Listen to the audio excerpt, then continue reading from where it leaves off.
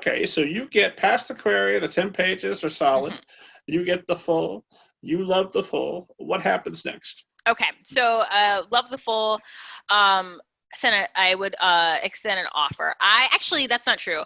I like to arrange phone calls with writers that would be interested in representing if I love their manuscript, because I still want to get a feel for their personality and like how they work, whether they have more ideas in the bucket. They don't have to be like giving me like reading out synopsises to me about like their next projects, but it just helps get a sense of like where do you see your career going. Sometimes, you know, the book that an author queries is like the book of their heart, and they've been working around it for so long that they kind of forget that there is a book after that. That's not a bad thing, of course, and a lot of writers kind of fall issue to that. Me as a writer fell issue to that. But oh, right. It is nice to know what kind of the next projects you have in mind, because a lot about being a successful career writer, and I mean that in terms of having your next books published, is kind of creating a recognizable brand for that your first readers of your debut will trust, so they will trust you in delivering books that they will continue to enjoy from book 1 to book 2 to book 3. I think that's even especially important within genre in sci-fi and fantasy and in the YA category, versus like maybe if you're like an adult thriller writer, you can kind of do things that are a little bit different in terms of like narrative style or scope. This is probably like women's fiction, like, you know, there's a little bit more forgiveness. But in general, as a writer, you should kind of have a recognizable brand for the first few books in your career. So that's something that's really important to me. And then again, personality. I don't mean like you as a person have to be like specific, but I think it's really important for writers to consider whether they mesh well with how their agent works. You know, are they someone who likes to be informed of every step of the way? And is the agent someone who likes to give information every step of the way? Or is the agent someone that's more concise and wants to give you information, like, you know, in a bundle rather than individually? What type of agent are you? Yeah, so I like to work with, and then I think that was like a really maybe not the best example for that, but I work with, like, you know, how my clients like to work. So I have a client that likes to get monthly updates versus like updates as they come in, just so they can deal with whatever it is all at once, rather than the anxiety of an email can pop up at any time. And then also as an agent, I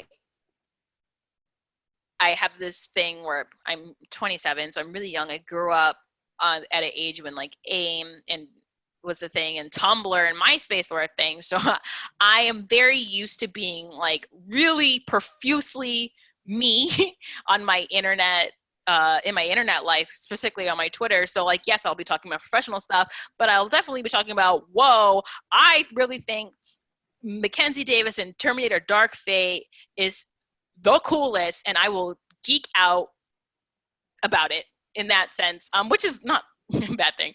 But I feel like I come off as really personable, and that can create, I think, the sense that I'm always accessible. And agents, I mean, I think we do kind of give off the sense that we are always working, which is true, but I also feel like boundaries are really important. So it's like communication style.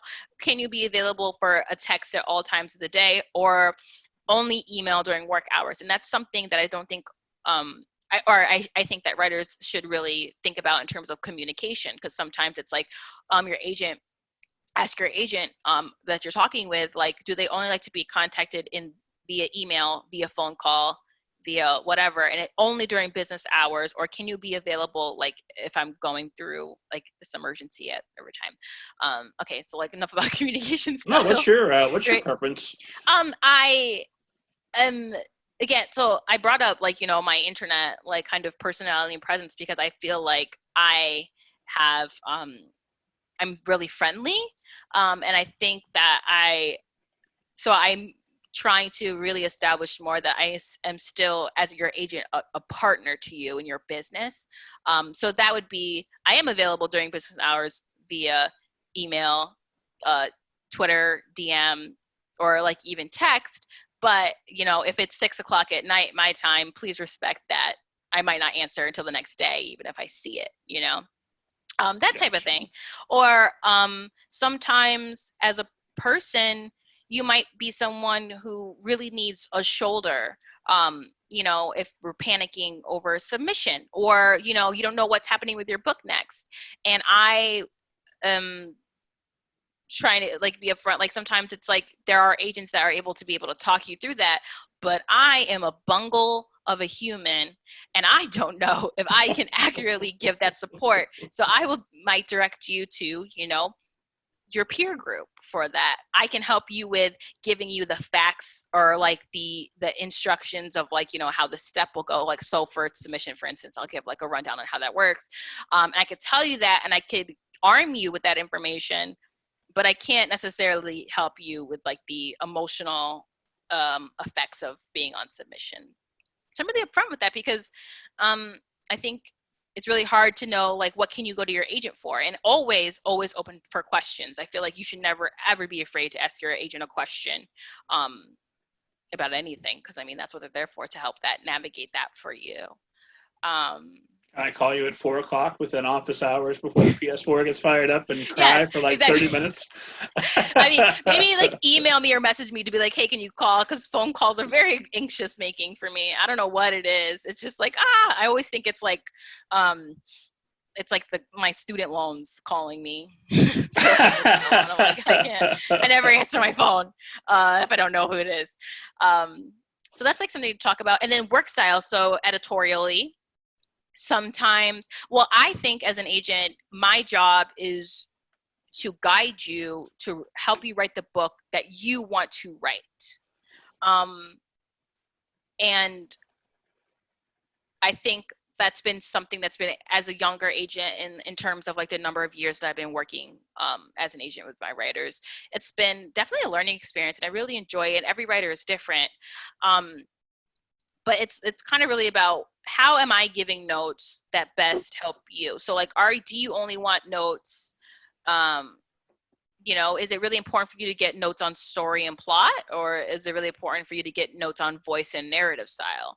Of course, it's different for every writer, but I am very editorial, and I prefer to do kind of bigger world edits. So that would be like, what's the world building, what's the plot, and then going into then if it's called for, each successive round, and dealing with like the finer things of character and voice in one. And then maybe the next one's just kind of like line editing or something like that. But I think that writers should also know that if agents give you a no, or like, so on this call, I might be like, here's my vision for the book. I think that's also something too.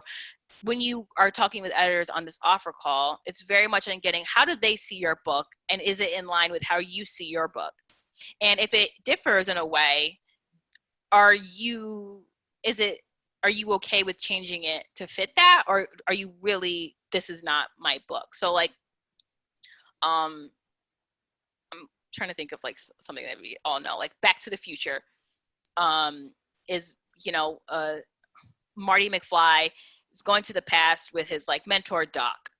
You know, what if I was like, I don't like Doc, I don't want him here, and you're like, well, Doc is a big part of the story.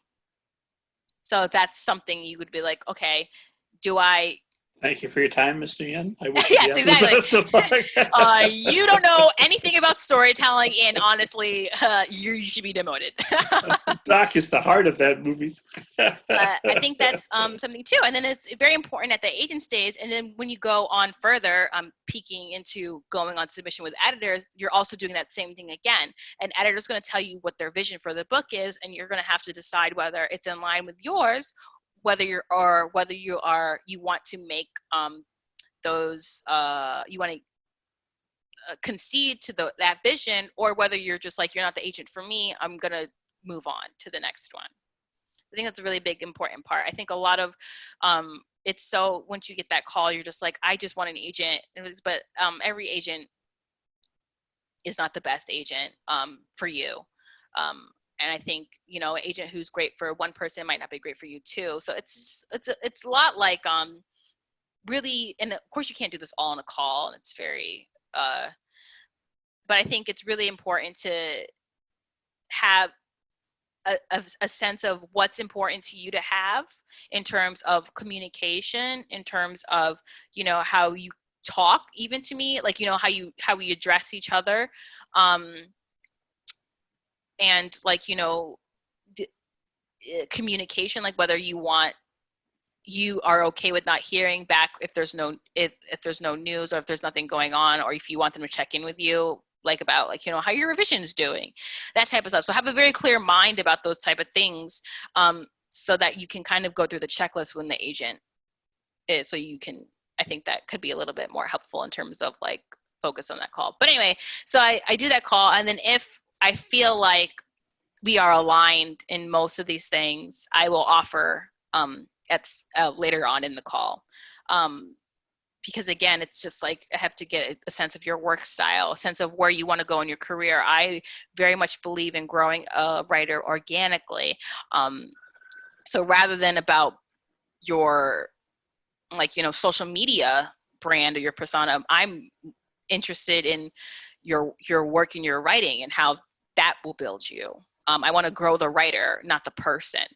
Does that make sense? Like, I want to grow the work.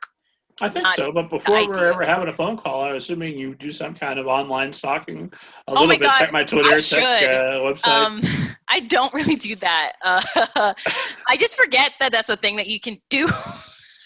2020, and I forget that research is a thing. Fair enough. But I think that's something that's been really interesting, particularly in the YA space, which I represent young adult and adult fiction, and we could talk about that more too. But I think a lot of writers that I've had on calls have had questions on, like, how can you help me with my social media? And my answer is, I'm not. That's not my job. My job is to help you grow as a writer with your work. And at the end of the day, it doesn't matter how many followers you have on Twitter if they're not going to buy your book, because it's not, you know. So that's kind of what I lean towards.